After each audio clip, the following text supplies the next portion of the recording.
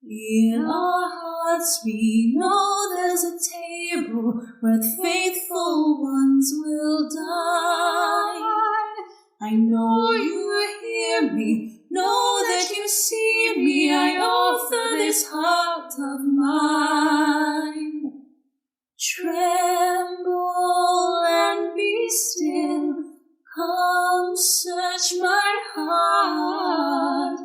Peacefully we hope until the day of your return.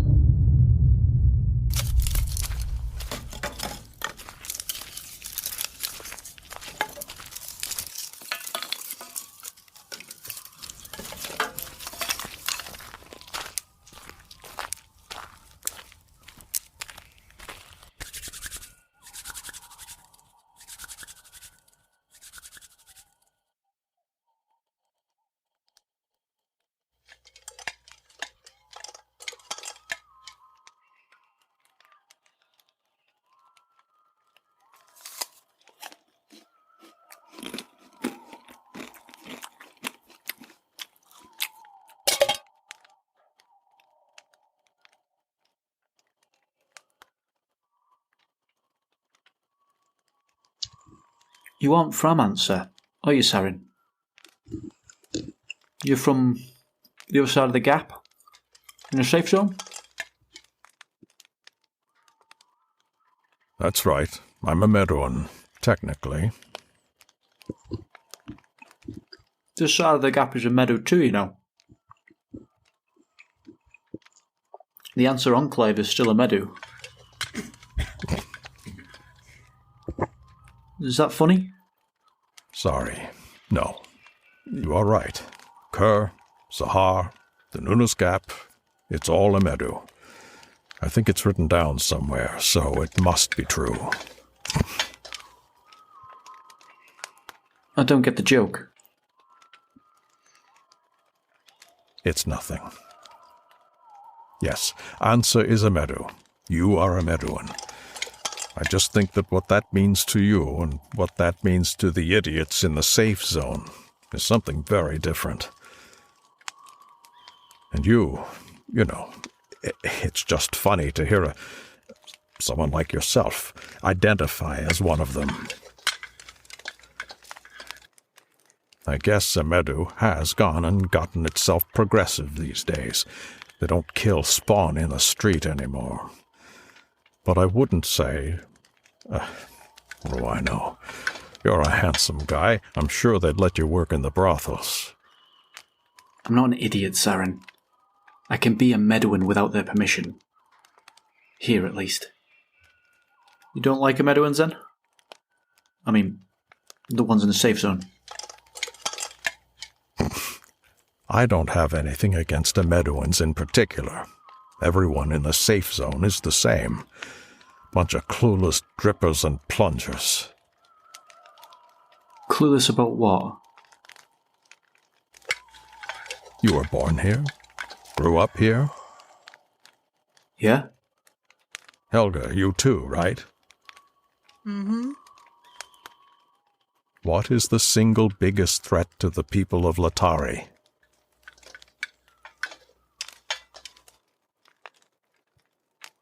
The wilds, right? It's obvious. Helga?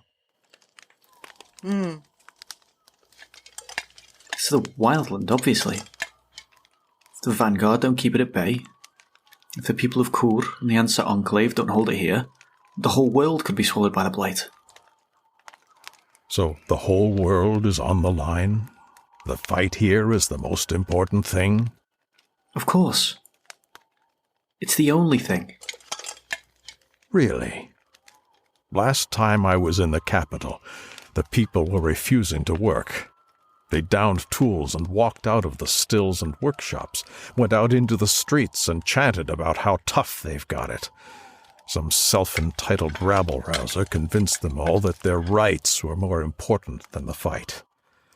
The Vanguard and the people of Ansa do the bleeding, so those soft and weak city parasites can worry about their coin and comfort. You think they really care about the wildland? They pump out the alchemics and pay for nomarchs like me to come out as replacements and hold the line. They send their scum and their criminals, so they don't have to spend another minute thinking about it. That's very cynical, Saren. Did you know that some twat in the north leveled 2 cities over there just so he could have a new title and some pretty jewels? I'm not being cynical, Tal. On that side of the gap, everything is backward. The rich and powerful exploit the poor and keep them weak, too weak to be any use to anyone but themselves. They couldn't care less what goes on in here, so long as it stays here. That's absurd. Anyone who knows what's at stake will be doing everything they can. The stakes? Ha! When the ship is sinking, the cunning officers often convince the crew she can be saved. Keeps them working below decks so the officers can steal away on the life raft. Only they don't want to row it themselves, so they keep a couple of the more spineless ratings with them to keep things cozy. Only here there are no life rafts, so the officers settle for final moments of peace and quiet in comfort. I don't blame them, honestly. I don't like it, but I don't blame them. If we all faced the truth, if we were even capable of it, I think most would choose the same. We are cowards at heart, mostly. I was dropped on my head as a child. I loved the fight, so I prefer it here. But I am no more motivated for the sake of all nations. I'm not here for the love of Latari. I am here because naive and good people like you make it easier for people like me to forget the truth. We're up against it every day here. Unlike the drippers in the zone, we don't have time to think about it. We are so close to the truth we can't even see it most of the time. I prefer the blissful nature of ignorance in a place like this. It's more tolerable. We all have to figure out what sort of fiction we can stomach in the end. So why the hell did you volunteer to come with us? I can't save the world, Del. But maybe I can find some missing kids. Excuse me. I'm poor company when I'm hungry. I'll scran on watch. Get your heads down and get some rest. Ayelen, you're with me on the first watch.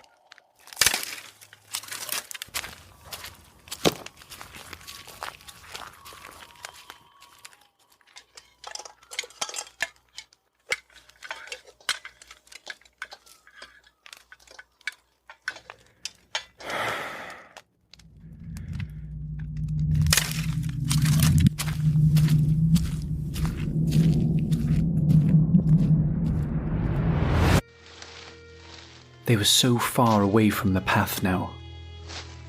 How had Robin wandered this far in the dark alone? How had he found his way back to the hide? The trees were becoming thicker and beginning to block out the last rays of sunlight. The warped strangler figs twisted amongst the withered and rotting ring pine, interlaced like labyrinthine parasitic arteries, bleeding the life from the natural fauna, without ever permitting it the release of death.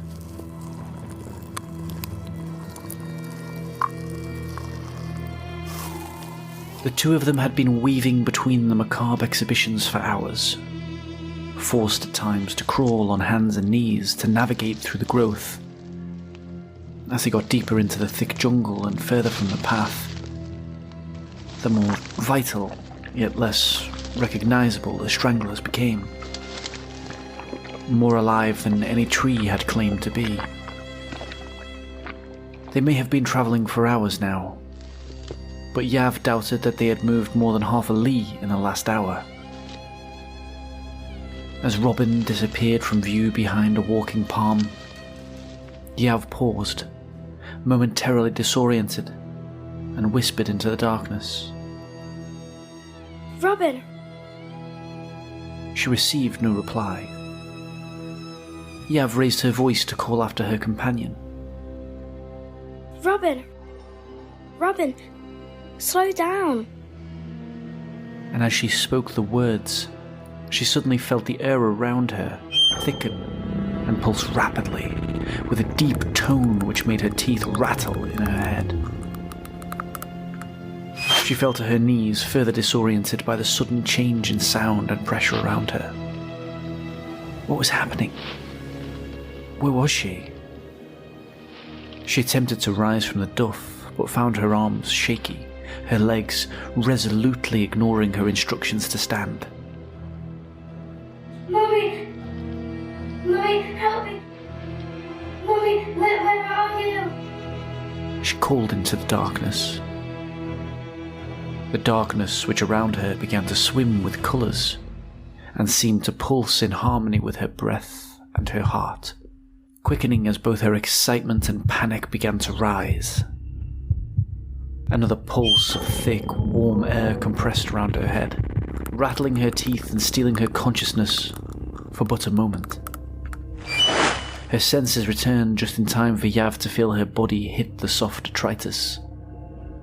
The jungle floor seemed to give way to her weight like a gigantic soft pillow, allowing her to sink softly into it. Was this a dream? Yes. Now she remembered. She was sick. Very sick. Everyone had gotten sick. She called again. Her arms and legs no longer responded to her commands, lifting her dread and exhilaration to fever pitch and sending the swimming lights into majestic mania, in a surreal chorus with her, filling her vision with nothing but their magnificent ballet. No, that wasn't right. She had gotten better. The children had all gotten better. Her mother wasn't coming. The world was silent now, except for the pulsing of her heart and the cadence of her breath. Robin was here. He could help her. She called out to him. She called out again. She called out again. Had she called out? She could not recall. Was it her voice she had heard? She was not sure. She began to sink deeper into the litter, the soft, welcoming humus warming her flesh as she descended, the under canopy of the wild jungle distorting in her vision, stretching away from her until it was as if viewed through the wrong end of a spyglass. Her heart and breath were joined now by a familiar sound, a gentle, comforting, sweet melody. It was peculiar. She had barely noticed its absence before its return, but now the mere thought of its lack filled Yav with trepidation. It was such a beautiful sound. She closed her eyes and lost herself in the melody. There were words to it. She was sure. Not words you could speak with your lips or tongue, but which would come from your soul. She listened harder. She willed all of her to reach those words.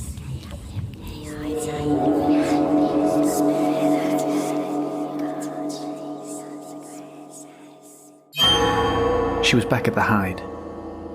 Yav had awoken alone. She once again found herself in a twilight stupor, once again unsure of where she was. She searched frantically for Robin, but he was nowhere to be found. Yav's sense of panic and alarm began to grow as she noticed that Robin's bed had been scattered. It was dark and cold. Where could he be?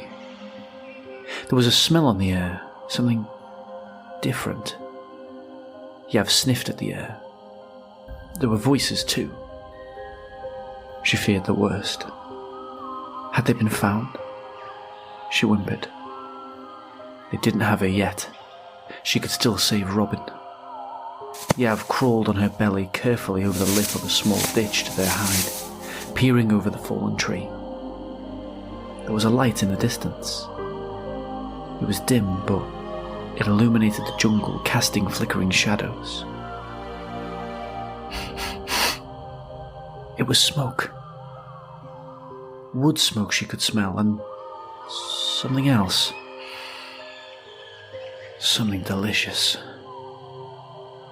She scaled the fallen tree and began moving toward the dim light in the distance, moving surreptitiously down the path towards the voices. It must be a campfire. This was a camp. Crack. She heard the sound of wood breaking just off to her left. Yav dropped to the ground quickly and began to roll away off the path into the thick shrub. Yav! Came a whispered voice from beside her, causing her to cover her mouth and stifle a gasp. It was Robin. Yav threw her arms around her friend tightly and pulled him into a vice-like embrace. After a moment, she released him. You got lost. They didn't know you. Be careful.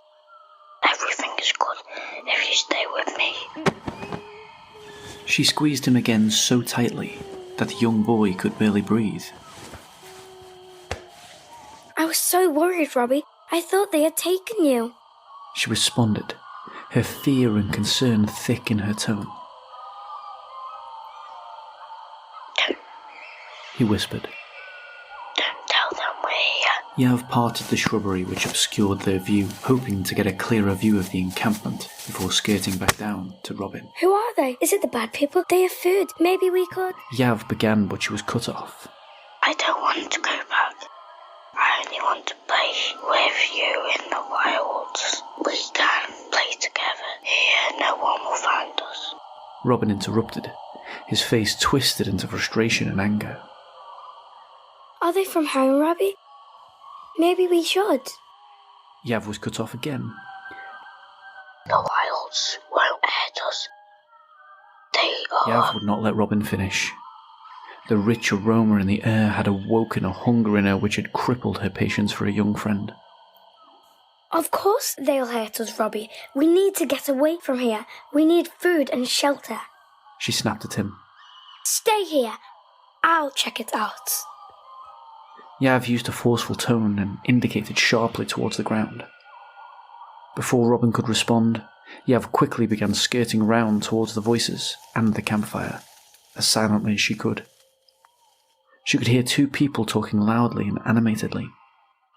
One of them was upset about something. They were certainly distracted. Maybe she could sneak a peek at who they were. And if they were the bad grown-ups, maybe... Are you hungry, Yav? The voice made her start again. How in the hell had Robbie gotten ahead of her? The jungle gives food. I found berries again. Robin continued. Yav brought her finger up forcefully to her mouth, gesturing furiously for Robbie to be quiet. Shh. Panic streaked across her features. She pointed violently, repeatedly toward the camp on the path, mouthing the words, "They will find us," to the young boy with exaggerated mouth movements.